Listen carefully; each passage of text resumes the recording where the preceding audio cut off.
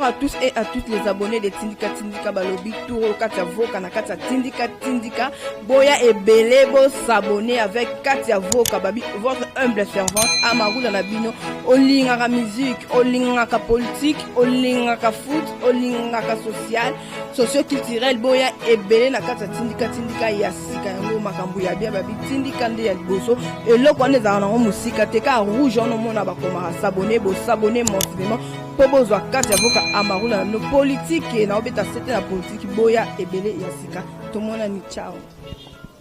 Bienvenue dans votre chaîne internet qui vous fait partout dans le monde Tindika télévision avec votre humble servante Katia Voka. Voilà toujours courir ming na actualité donc lelo toujours bandambala moko to bité to relancer na biso mabanga te quoi. Toujours bandambala moko na conseil fumu sabata donc toye lisusu. Po babi ye ming ba s'écrit à solo ngoye ba fo zonga ming aw wana zo pesa imbote. Bonjour conseiller. Bonjour ma très chère sœur.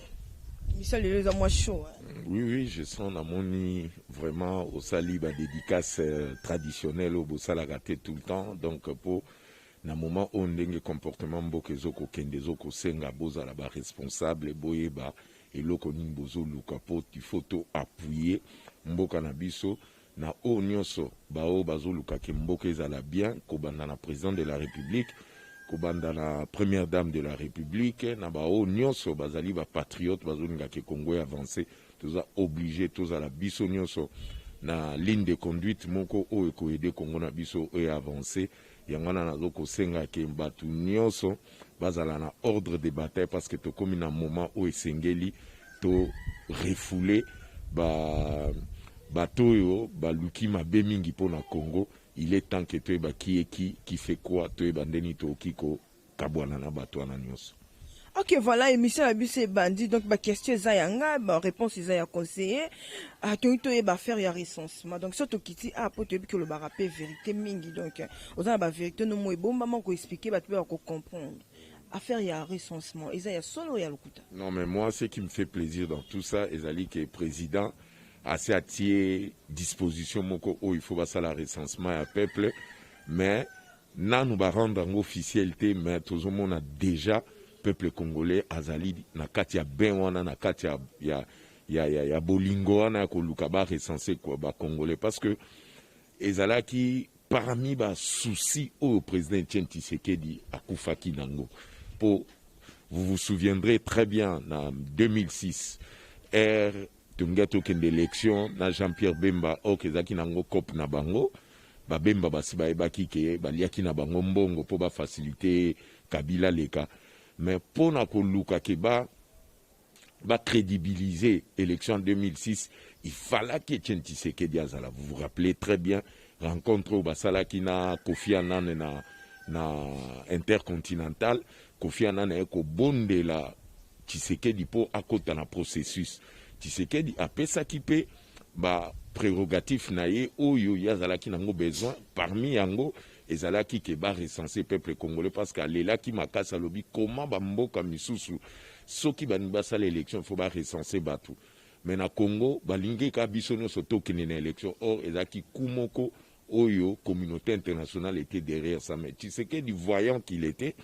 ayebaki déjà bazaki koluka ba crédibiliser élection na po yeso ka kozala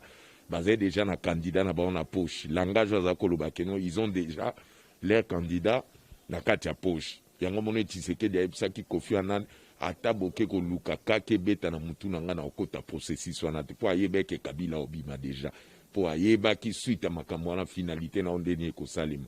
mais mingi ba comprena qui était balobi ke aye musala neka yangwana tikato kende élection mais Bemba savait que Kabila mutako bima Tshisekedi avec Kabila obima mais Bemba na lokoso na ye accepta qu'il y a mbongo po Kabila abima babeta borna bango ya bazonga na ba affaire ba gérer mboka bango nyonso Tshisekedi a comprena kanga lobaki ke akozala te mais selon ba loi pe o ezalaki ko gérer ba loi ya électorale ezalaki soki nombre moko ezali effectif te et atteindre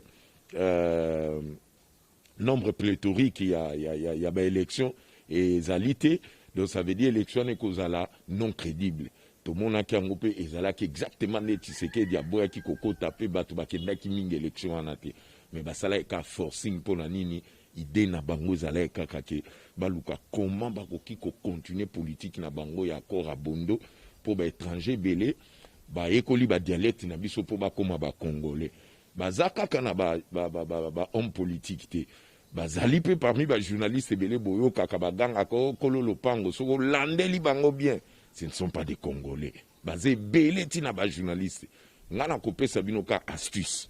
Soki bo monika kamuta télémili likambo recensement. Oh, il y a identification des nationaux. Boye bakake au fond de lui, il a un problème, il y a identité. Ça veut dire aza Congolais te, aza parmi bato na lobaba ekola ba dialecte pour ba kosa biso parce que Congolais so yo ke même na lingala na ye.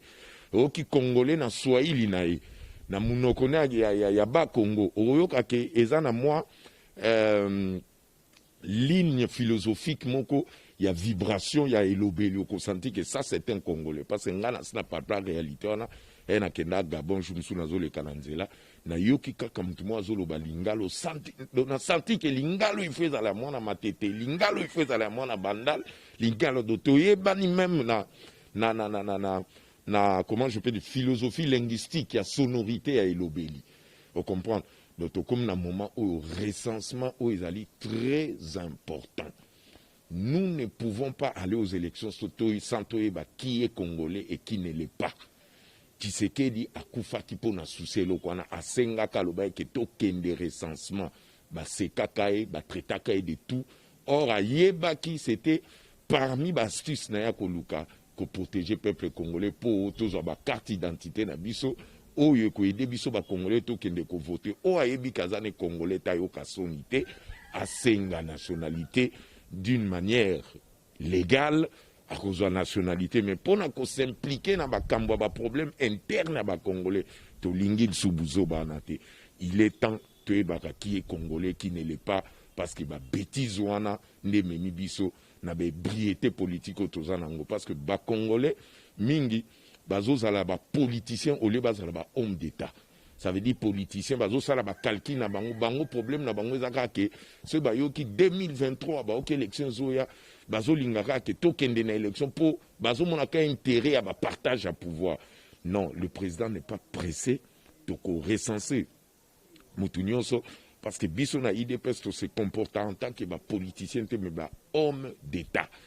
même ngane nazalaka awa a lobby je crois nazaki menacé na bato la muka na niveau Vodacom mais na ebse bango ne vous trompez pas que soki naza conseiller bokanisi ki boki ko finga président de la République na miso na ngana toléré na lobaki no laksa bango ke je suis un responsable, il faut porter bango plainte, bakende basamba nanga, de quel droit bazo accepter bafinga ka président de la République. Si tout la présence nangai, le lobby qui sont mon avis, je vais vous porter plainte pour vous expliquer ngai bozo finga fachi pour quelle raison parce que chaque fois que na sombelo qu'on na entré à Vodacom on ce ka ba moninga, il faut ba banda mbokela bafinga président, nga pe na ko accepter te bafinga président na miso nanga surtout na bi que c'est quelqu'un de bien. Oh yazali modèle na exemple batwazo kola donc impolitesse oyo batwala muka bazo luka ba impliqué yango na kati ya comportement et ya vécu quotidien peuple congolais moi je pense qu'il est temps to bando porter bango plainte pour ba comprendre que pouvoir ya fachiza pouvoir osakana ngote pour bisonde ba kolo masolo tout ça ba ayant droit yanga ngena expliquer pour na recensement na ezali très important parce que identification des nationaux il faut toyeba qui est congolais et qui ne le pas. Toyeba nani akoya ko voter na carte ya opo to si to sali ba motif ya carte ya d'identité ya peuple congolais to zolongola ba carte d'électeur tout ba salaki pour na se rappeler une fois na kutana garçon moko ça fait 10 ans to kutana ni na Zandu garçon na azaka ba nationalité mo douter za ebisa loko moko tilelo na kanisa ke na likambwana. Sachez bien qu'il y aura un moment où nous allons brasser les Congolais, ça veut dire il y aura plus de Congolais de souche. Donc ça veut dire il y a qui va infiltrer biso. Et là on a chaque fois dans Kanisango. Donc pour nous calculer les acquis na politique ba carte d'électeur ça veut dire balingi basangisa mutu nyonso yango nozo quand même na ba États-Unis il y a des Rwandais tout bazo se réclamer ba Congolais bazali ba porteur il y a carte d'électeur il y a Congo bazo kende ko jouer ba rôle na ba place ba Congolais ba koka ko défendre ba droit na bango mais ba tout bazo ko défendre. Je ne suis pas contre le peuple tout, mais c'est dû à une très mauvaise politique où ezali selon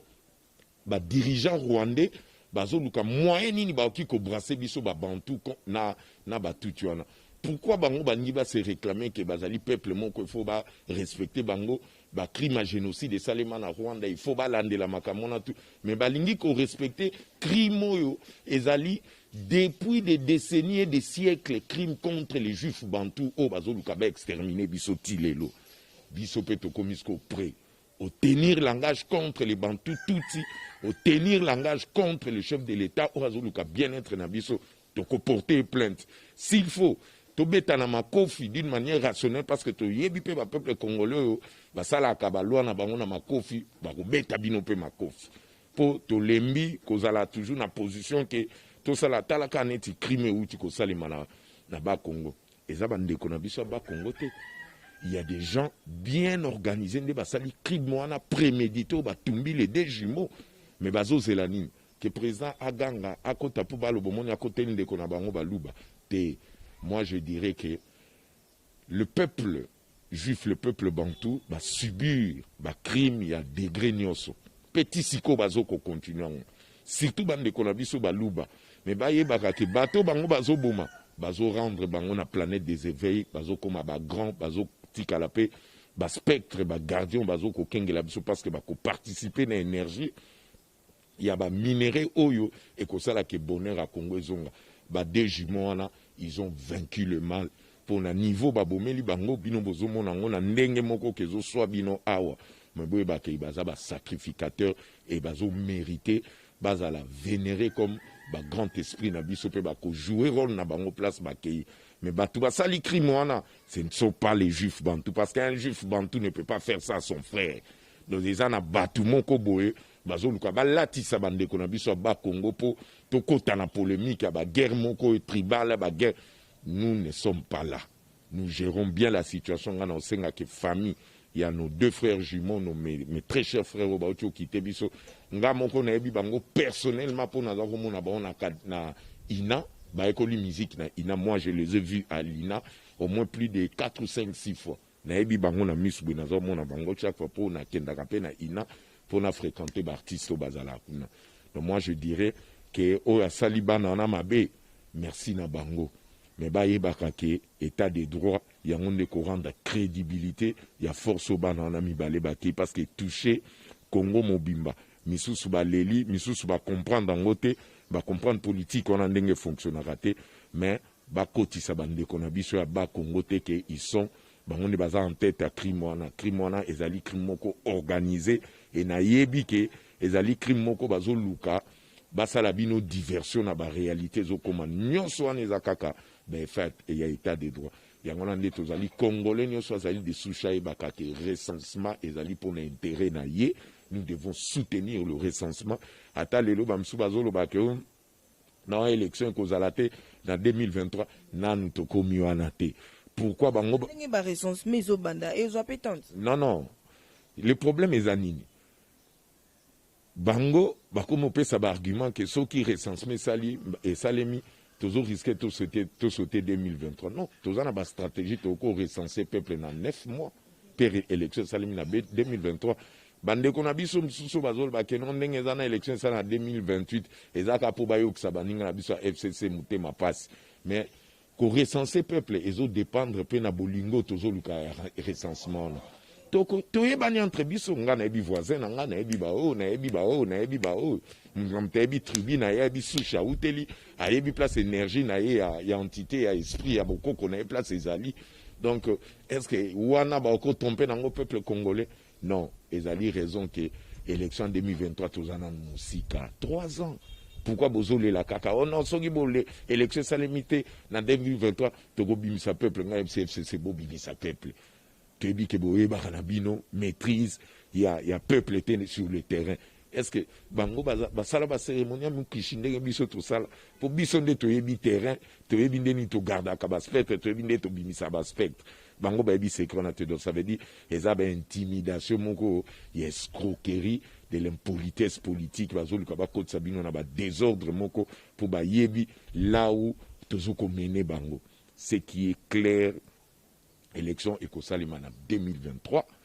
recensement ekosalema na 9 mois, mais au cas où recensement est 5 ans, il est clair, élection ekosalema na 2023. Il y a mon année nazo appuyer thèse bandeko nanga pour baebi que recensement et ekosala 5 ans, mais nga na connaissance nanga quand vous êtes en train de faire un recensement avec un bon cœur, avec la rationalité, ça veut dire tokoki kosala recensement na 9 mois po toyebani mutu na mutayebi ekolo na ye ayebi sushi na ye place auti, pourquoi il faut inquiéter bato. Ça veut dire bato infiltra kibiso bakomo sentir que kope ekufi accord abondo ekufaki na écriture, siko accord abondo ezokufa pe na identité. Ça veut dire oh toi ekoli lingala elobi te ke sozoloba lingala, ça veut dire tu es congolais. Non, cause la congolais ezali lié na bokoko na biso, na culture na biso, na coutume na biso, parce que ngana okiko yebisa bino nkwembe wakabilengu afandaka wapi areagisa ndeni na yebi histoire nkwembe na yebi histoire mukishi, mais yosko imaginer mutu loko abizima karo que notune histoire nkwembe ako expliquer oni. C'est ça le problème qui dérange. Ok, merci conseiller. Tozoko ba toujours les 5 tozaki na Jean-Marc Kaboun alobaki mwa mingi, donc koyoka ekoloba ete ba égyptien o tozomona lelo tokomonaka bango lisusu te na contexte nini alobelaki yango. Mais il est clair, banani baniokolaki peuple juif qui ont fait du mal au peuple juif. Il faut rétablissement histoire et salement. Moi, j'ai beaucoup applaudi quand j'ai écouté, il a parlé de ça, Athéna qui l'engage, donc ça veut dire, na conscience, nazo comprendre que le peuple bantou, le peuple juif, va commis kozongela, va droit na bango. Parce que tout ça, va ayant droit, il est temps que les Égyptiens, oyobozo comme on a existé. Quand il faisait allusion à les Égyptiens, ça veut dire bateau bazo konyoko là, peuple juif, il faut bazala écarter na mboka na biso. Qui dit écarter balobité que ko beta bango, ko bengana bango, ça veut dire il faut balongwa na corruption identitaire ou ba yeko yiba pour ba koma ba ayant droit derrière ba dialecte pour ba diriger biso. Non, c'est fini cette histoire là, il y a crime, il y a génocide contre les juifs bantous. Il est temps que tous mboka na biso za masolo na biso. Moi je dirais merci à Etienne Tshisekedi pour azalaki mutu oyo nzamba bakoko na biso atindela ki biso po apesa biso éveil sur le plan spirituel, éveil sur le plan physique et éveil sur le plan politique. Yango nde nazaka na respect na mukishi makasi po adingaki biso déjà ka ko senga recensement na 2000 tala era senga ka recensement lelo président Fati à mettre en pratique. Pourquoi tout ce temps la Kabila balingo sa recensement? Pourquoi tout ce temps-là, Vital Kamerhe na parlement balingel kamba recensement te? Journaliste belé bazali ganga ko kololo pango tokoye nani kololo pango identité na bango eza banani kosa bato kosaka mais kokosa bana mukishite. Donc il est clair que Tshisekedi aimait beaucoup son pays. Yangana lelo président Fati a communiqué kaka kosala o Tshisekedi atikela que il est dans le bon résolution dans ce bimaka la conférence nationale. C'est ce que Fati est en train de le faire. Ça, j'applaudis énormément pour comprendre que tozali na ba kondio bazali conscient ba oyo bazali ba responsable ba lingi ke tosilana na ba égyptien ndenge le président Aïja Makabound avait dit na discours nae. Ok, tozo koba toujours ndeko moko abenga po biso tosala mosala, donc on a ko refuser ba question ya bandeko zo utalibana te. Même ça qui nazo kutana conseiller le lobby tout na conseiller pourquoi UDPS ezo sala politique ya vengeance. Te politique ya vengeance te. Siko yepe fo yebisa yo tunae, hein? Pourquoi les loso qui bozo a conscience que zo eza net politique à vengeance, pourquoi batona pe ba boma ki ba iba ki ba congolais. C'est comme ça, c'est simple. Mabe na mutu abanda ki acte mabe. Yozo iba Congo, ozo boma ba congolais do toti kao parce que yo nani. justice à Congo ezali justice ezali liée na divinité ya bonzambe na biso ezosenga kaka bato bazali na esprit moko crédible esprit moko noble pour batika indépendance ya justice pour justice nde nzambe justice eza parmi corps ya bonzambe so na bolingi na pesa ngo na manière moko ezali plus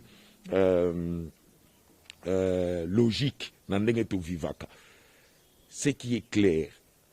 IDPS aza na besoin ça la vengeance te IDPS aza kolo masolo aza ayant droit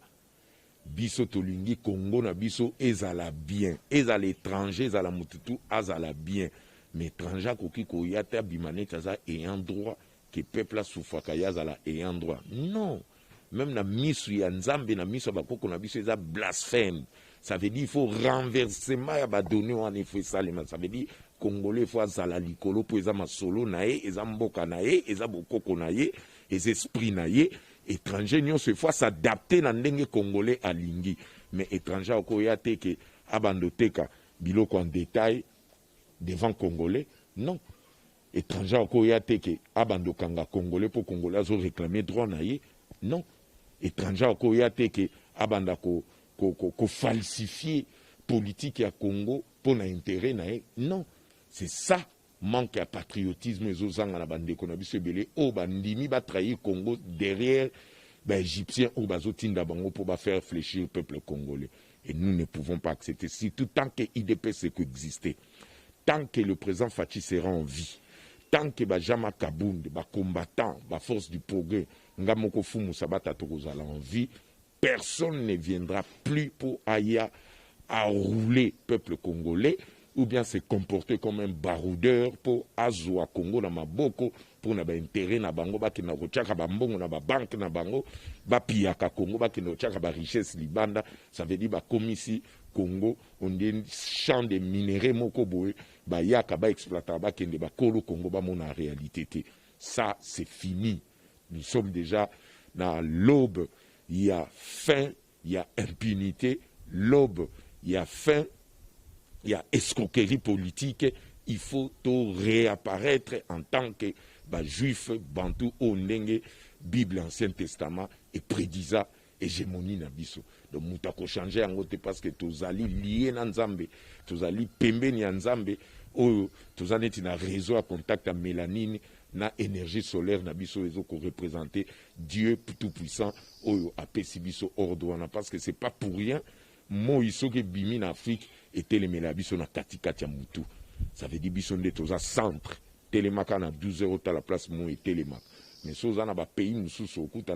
na Russie mo et telemelaka na côté litama na États-Unis et telemela na ndenga dikosme biso et telemaka katikati ya mutu ça veut dire et ça, la mathématique, où ils ont ça la point d'or, il y a énergie atomique, où ils ont ça la vibration, et ça la toujours n'attend, et ça la toujours bien réactualisé pour te tenir face na ba danger nous sur koko ya net ba péripétie ya ba planète mususu pour aider et ça la biso traumatisme na emplacement na biso ndenge nzamba kele la biso na Congo to senga kan nzamba cha biso na Congo te na cadre ya choix na ye personnel pour yemoko ne mtandimaki azala Dieu créateur yemoko ne mtalingaki acha biso ba congolais na position yemo mtalingaki a punir biso pour tous conscience que tous ali bana na e auto pesa ki mu Congo il est temps que ba respecter biso parce que nous faisons partie de cette force là qui est incontournable au ba peuple nyonso il faut ba respecter balanda parce que biso nde tous ba ayant droit. Ok, voilà, tout bêta masolo, il y a deux juges Joana Baboya qui ont prêté serment, donc absence, il y a Premier ministre, absence, il y a Janine Mabunda Bazara qui te peut, il y a Alexis Tamboué Mwamba, na Bujumbura, Azobela. Non, il est clair que, va comprendre que les fils de l'homme les a mis dos au mur.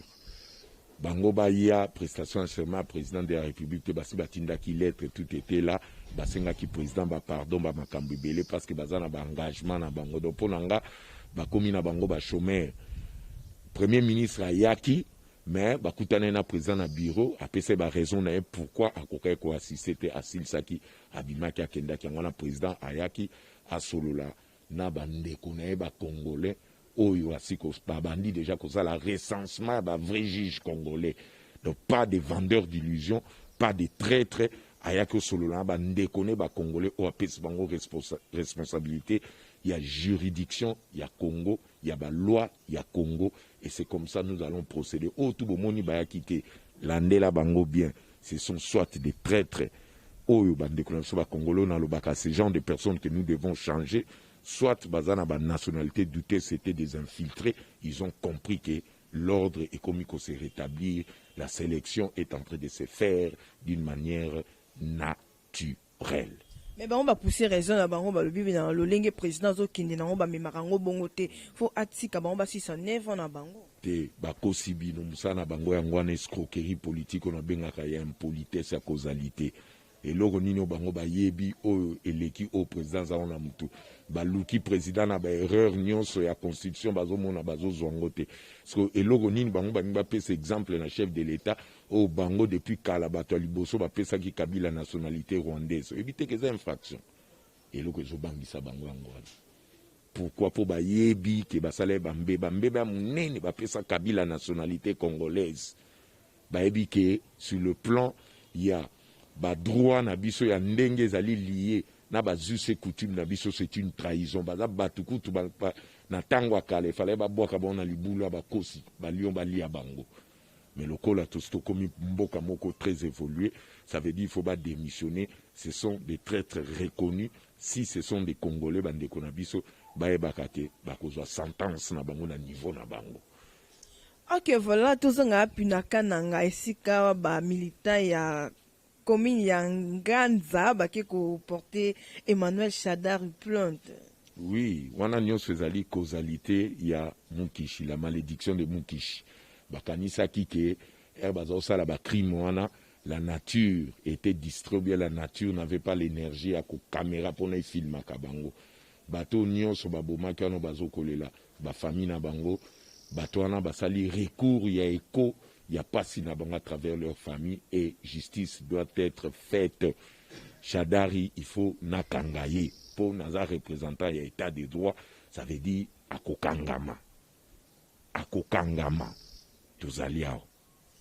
Ok, le 7, ils ont marché à Bandeko. Il y a eu un C contre le président Nabango, Basalango, député Basalango na niveau ya Bukavu, Basalango na Goma, à peine Kinshasa, Babandiko Salango, recours, demande, il y a Vital Kamerhe, il y a quoi en fait, donc il y a liberté provisoire, Bazobo, il y a quoi répondre pourquoi. Bato INC, Bazana Bon Batubuko, Bazoluka, rendre la vie na bango plus difficile parce que na solo la ki na batumso INC ba o kam sanga moko kuta sanga lobi afu muto e bakate vraiment veka azosala makamba mo biso ki diba niveau ibi mbongo ebele baza conscient ba comment comprendre malembe ke ezala ki ye moko ne muta porter malédiction au azali nango mais ba marcher te dit que derrière ça il y a des manipulateurs au bazo luka va rendre crédible demande il y a liberté provisoire il y a VK mais en réalité ezali mission moko impossible ko simba nangote tant que justice na biso ezana ordre ezongi na ordre ezongi na indépendance nango bazo landela scrupuleusement loi na biso ndenge nini ezokolobama ya osenga liberté provisoire pour nani ye mutu déjà azali mutu moko oyo akangami na bambeba ya République démocratique du Congo liberté provisoire ngwazo sala azoluka ya nini po azonga na ndako amona amida to azonga na ndako alana na mbetu na ya tikaki ou bien soit akima kende exil libanda donc ça veut dire ezali ba mission moko impossible un coup d'épée dans l'eau mais tant que tous ba démocrate ba marcher ndenge ba lingi et qu'on changer l'eau comme mon côté parce que ce n'est pas le président qui est derrière l'arrestation, ce n'est pas l'UDPS qui est derrière cette arrestation et outil dans ndenge ayibi mbongo ye moko ne mutaluka ki libulu na ya kansene ngazo yiba ba komone taza fantomasque or na Congo makambo cinéma existe kate biso za ka réalité ça veut dire ye moko ne mutu abanda ki mabe a récupérer karma na et pousser na koiba na karma ya négativité au moins si nazala nango yango nalobaki bokeba na likambo ya koyiba mpona mwasi mpo okoyiba ekekwa fois okepesa ngo na mobali ya papa mwasi na yo na papa ya mwasi na yo mpona olakisa kolingi ye oyibi ekekwa fois mpona 48 heures mpo Congo ifande loba ekekwa fois ebungi eke wapi eke pa ya papa mobali ya mwasi ya moto oyo olingaki obala. Ça veut dire eza bamission moko oyo ezali impossible ekosimba te makambo oyo nyonso bazoluka basala wana. Nous restons dans la légalité et la rationalité politique oyo ezokosenga ke Congo ezali na nzela ya kobonga. Tolingi ba aventure wana te bazela recensement sala to ba qui est congolais qui n'est pas congolais. Nansi bato basali même ba marche misu ba version. Ok, voilà affaire ya Bukanga Lonzo lobi to mona ki matata ponyo ko sala conférence de presse pe koloba était donc na ebité ko banga e bandi ko sala eto aye ko se racheter. Nanu balobi te. Likambo Bukanga Lonzo bayiba kimbongo c'est une réalité ezali vérité. Pe bazali fil indien bazé belé singama tembele. Biso tozana problème te to ngimbongo na Bukanga Lonzo et monana bazongela bilanga peuple alia bien. Imaginez-vous mbongo exemple 30 millions de dollars moi clique à batumo baliango moi 4-5 personnes bali 30 millions peuple mobile. Non, on est à faux fouillant. Il est temps que l'état des droits est kanga bango pe bako kangaye. Ngamne sino tozali aba kangaye. État des droits. Ngamo pardon parce que mon le plus grand escroc de tous les temps dans l'histoire et l'élection à Congo. Soko landeli peut bien infiltrer Moussouye wana. Yepé trop te ayeba kango ke ekoko kapo lokola komi ko bimisango déjà mon connaît ça veut dire senti que et comme il est na porte nem sabino état de droit aka simple ya kaka ko toke ko ya ko expliquer biso makambo leka ki na élection 2011 point bas et aussi les salles mukamate ba tcho kraka ba keina moi 30 ans en prison et ça la paie rien pour payer sa leçon peut-être na bana no pe ba bien notre papa était un grand voleur moi je ne peux pas prendre cette route là ko luka kena iba ndenge papa nanga salaki eza leçon ko tati na famille na bango. Ok, to komi déjà ko chité na biso émission to lobela likamba pasteur muku na dossier babandeli sous à 0 et que na parquet à grande instance ezo zoé baton te. Bon, 15 abélis. On a déjà naturellement dans un langage d'accord na ba pasteur te pour nga meilleur pasteur de tous les temps Etienne Tshisekedi o ya la kisepso bolinga solo to komi. Bango nyonso wana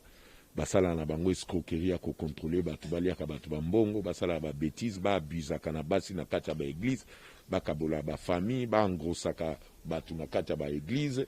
baliaka batu bambongo basala donc wana ezali sort na emoko que Dieu puisse le garder à ça la procès na soka zali na raison il sera acquitté maintenant ngoko tamaramba ba pasteur te pour na ebi bango nde bazalaka ba ebani pe pourquoi ba soi-disant soki ba piéger qui est na bato FCC ba ebani pour Kabila ebi tous les pasteurs ebi ndeni basalaka bizoba ebi ndeni okanga bango place ko tia bango yango neza ba jeune bango ngana ki ko s'interférer te ngelo ko zo te intéresser ngana moment o eza état des droits na identification des nationaux point barre. Ok, na kusukisa na parti de PS ndeni parti évoluer ndenge nini zoko ba comme la yo moko zomona te parti eza nango très bien vous remarquez que ba vendeur d'illusion bazaki koya kofingaka ba cadre bazofingaka Jean-Marc Augustin lelo batana no so babungi donc ça veut dire ce sont des gens qu'on utilisait pour ba déstabiliser parti na biso mais tozaka wana na Jean-Marc Abou tozana na Augustin tozoko continuer bato nyonso bazako ganga oh Jean-Marc Abundi kitana cheval basuki wapi donc ça veut dire ba yebi makambu basala kate po komba mukishi bazali na maîtrise na ngote bazo sala makambu selo mabumu na bango balongoli nzala na libumba matia na mutu yango monde bazo kendo kemande bambongo pasi pala bazo manipuler bango tant que bazo koka ba réussir ba mission na bango te yango no moni bakomi ko disparaître dans la nature bango moko. Ok, voilà message fort na batutu ba diaspora balandi biso partout ailleurs bo soutenir recensement à Congo parce que Wanande Tokoyeba qui est congolais, qui ne l'est pas. Voilà, donc c'est très important en tant que Bino Peba journaliste, micro na Bino est là patriote, boyebaka ke Congo eza na besoin ba patriote na dimension nyonso ya vie professionnelle, ba journaliste, ba kwado, ba médecin, ba pilote, bo accepter recensement et ça les mapo yango nde ko différencier biso na ba infiltré o ba kotaki po ba gérer mboka na biso na ndenga motema mabe ba ibaka biso. Il faut être très fier pour accepter d'aimer le Congo. Ezali bénédiction mobimba ko botama congolais, c'est une grâce oyo nzambe apesi bino. Pour aller plus loin, poto kitatsu na muzindo, être un juif bantou, ça c'est une force, il y a divinité, ezali gloire ou ezali des millénaires éternels o nzambe apesi biso po tozali bao atala kalandi sunaye à travers le soleil où ils occupent sa biso énergie liée na mélanine na biso tolingana mingi toyebaka ke il est temps ya koyebaka ko réclamer ba droit na biso soki bomoni un infiltré bobelela ye ne donnez plus l'occasion aux infiltrés baya batia biso désordre na kati ya bonheur biso tozoluka pour l'intérêt de ce peuple juif bantou. Et je suis d'accord dans le langage il y a président Aïe Eraloba qui est beaucoup moins dans le sous égyptien ôté et ça m'a séquité na Katia Malobana c'est caché tout ce que Etienne Tshisekedi avait comme mal na Katia Boutemane à rendre en bolingo à bongo limabe bolingo yangani bimina mnoko jama kabund tolingana mingi le Congo nous appartient tokotika là toujours ba mitu ya train pour tokoki kozala jamais mikila oyo bamboka mosusu bazosakana na biso tant que toza na président lokola Faci, c'est une bénédiction. Bosengaka nzamba bakoko merci mingi bo vénérer ba ancêtre na bino bakimbangu bakimpavito basalaki mission na bango ba musée Kabila ba mulele bo vénérer bango parce que bazoko jouer rôle y compris ba jumeau na biso mibale ba uti kokende bakoti na rang na planète des éveils ya ba ancêtre na biso o bazali ba gardien au bazoko travailler selon arbre cosmique au ezoko lié biso nyoso à travers le soleil na mélanine na biso. Mon ancien père tu aussi un président ba merci ebele pe bana na ye na o basali pona ye o komeka ko simba président donc il y a ko s'en charger na te yazaka déjà na problème on ebsa bino ko ndiali eloko moko mabe mais les lois zongipo amoni o basale kasi bolingo te c'est notre frère parce qu'on a comme ko banga makamso azosala nzo na po ndiye pas à infiltrer mais le ko la reconnaître ndekonaye non j'ai compris que azaki na problème ko ezako déranger d'abord ya famille na zoki ba information ya bana na ndenge bazala ka musika tout ça papa biloko na tout ezaki ko traumatiser na mbongo Kabila kosaka ya 13 millions ko pesa ende eloko alela ka chaque jour ce qu'on a mona on passe a commission na mutu a Faci ndiye Faci ndazo ki engagement na ba 13 millions na okia elo na sepeli